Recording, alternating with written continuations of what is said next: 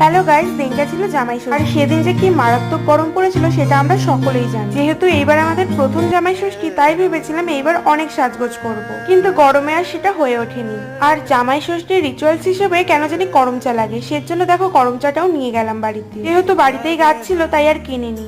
তো বাড়িতে গিয়েই তো খাওয়া শুরু হয়ে গেল। সকালে ছিল লুচি আর ঘুগনি, তারপরে খাওয়া দাওয়া করতে করতেই হয়ে গেল দুপুরবেলা। আর দুপুরে ছিল অনেক কিছু আইটেম। দুপুরের মেনুতে ছিল ভাত, ফ্রাইড রাইস, এদিকে ছিল পটল ভাজা, বেগুন ভাজা, মাছ ভাজা, আর ছিল মাছের মাথা দিয়ে ডাল, কাতলা কালিয়া, সর্ষের ইলিশ, চিংড়ি মাছের মালাইকারি, মাংস, এদিকে ছিল চিলি চিকেন, চাটনি ছিল, দই, মিষ্টি, এদিকে স্ন্যাক্স ছিল, আর এটা ছিল জামাই ষষ্ঠীর স্পেশাল একটা পেস্ট্রি।